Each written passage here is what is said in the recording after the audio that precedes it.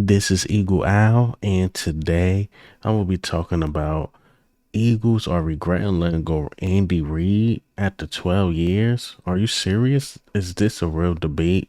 Also, we hired some new defensive guys, but let's get straight into it.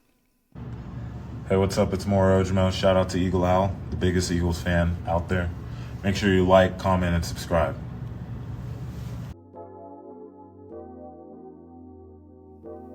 All right, so let's get straight into the topics today.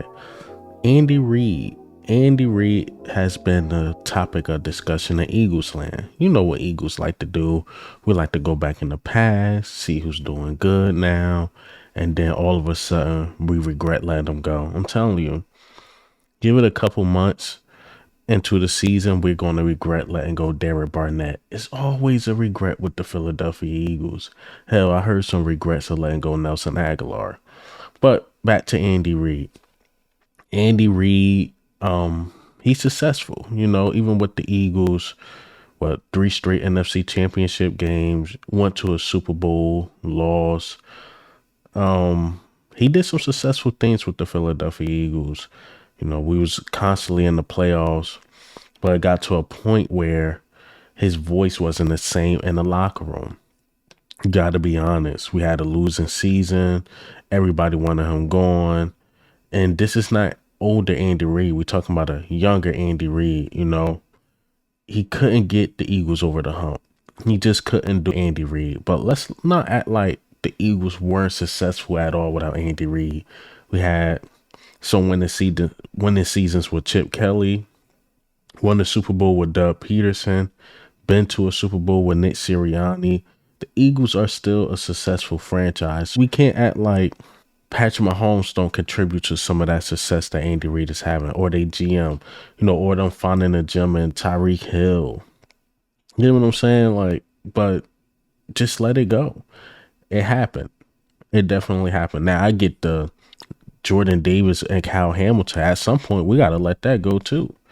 We got Jordan Davis. We're going to work with him, and hopefully he develop. Kyle Hamilton is doing this thing. He almost single-handedly beat the Chiefs himself. And it's hard to watch him play and play at a high level, even with Andy Reid, coach at a high level.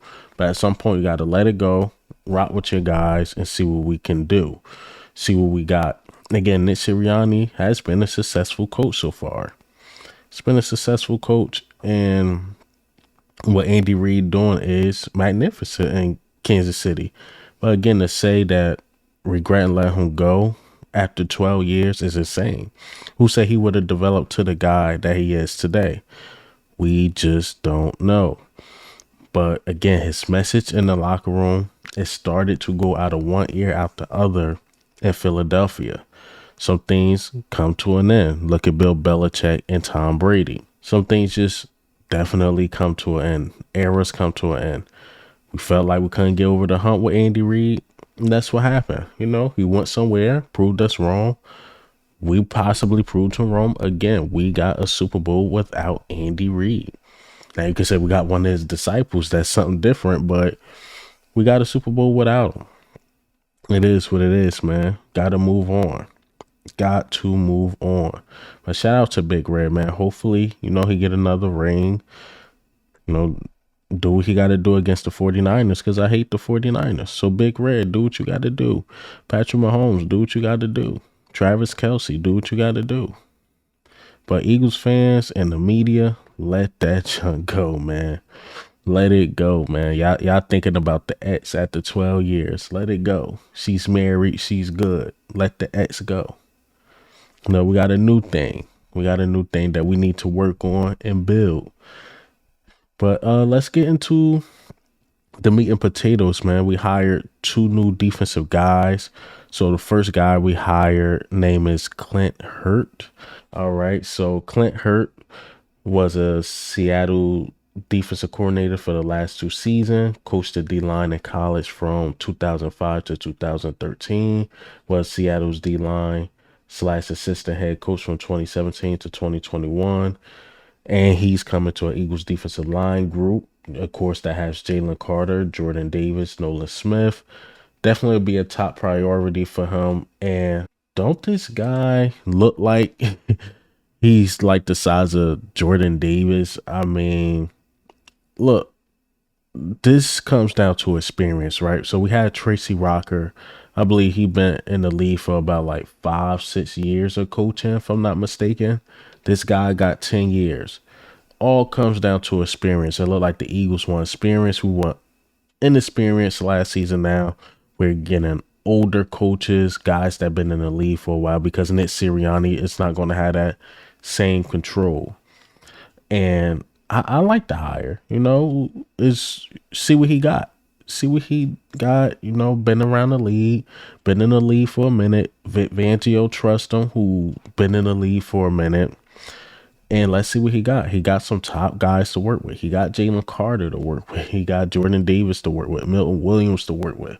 Nolan Smith to work with. Hassan Reddick, if he stick around, to work with. Josh Sweat, if he stick around, to work with. So he got some guys he could really work with. I like the defensive line coach looking like a defensive lineman. Hopefully he works out in Philadelphia. The next guy, this guy I really like is the Karl Scott guy. So I thought he was taking DK McDonald's spot, but I guess his spot is technically still open, or he's still in Philadelphia, because I thought he was coming in to be a DB coach, but he actually coming in to be a senior defense assistant. And he had some success in this league, developing guys. You think of this guy's from Seattle. You think of Devin Witherspoon, of course, Woolen. Like he really developed that defensive back position. He was also in Alabama. When you think of Alabama corners, Patrick Surtain, he was there. He had Josh Jobe when he was playing at a high level in Alabama. Xavier McKinney. He had some dudes that really balled out, and I like this hire because we need some guys that could develop our young guys, in our secondary. When you think of Keely Ringo, Eli Riggs, Isaiah Rogers, who's already developed, but you get my point, another younger guy. And maybe he can help a veteran. Like, I'm not sure which one we're going to keep, or we keep both, like a Darius Slay or James Bradbury. If Avante Maddox stick around, Reid Blankenship. It's some dudes he can really help develop. Or hell, we could get somebody off the market from, like a Xavier McKinney. Maybe Xavier McKinney really like this guy and will consider coming to, I guess, his op because he's with the Giants. But if you really like the coaches, maybe he can really recruit some people. Like, look, come to Philly. You know what we did in Alabama, this and that. So I really like this hire. Again, another guy with ton of experience. So Vic Fangio experience. It looked like the assistants will have experience. I really, really like this because the inexperienced thing, especially on the defensive side, just simply did not work. I mean, we got away with it with Jonathan Gannon. We tried it again. It just didn't work. They're having a bunch of young guys, or 5-year guys, or 3-year guys, or guys that really never did it at a NFL level. And shout out to the coaching staff, I guess, that was here last year, but they were just too young. They wasn't ready to handle the Super Bowl pressure. Those type of guys go to teams like the Arizona Cardinals, teams that's trying to build themselves up, but not a team that's already built. You need established guys that could keep the boat flowing. And again, I like these hires. These hires will help the Philadelphia Eagles. But hey, man, what do you think and how do you feel about the news today? The defensive assistants hires, also the Andy Reid talk. I think the Andy Reid talk is definitely ridiculous. But this is Eagle Owl, man. I'm out.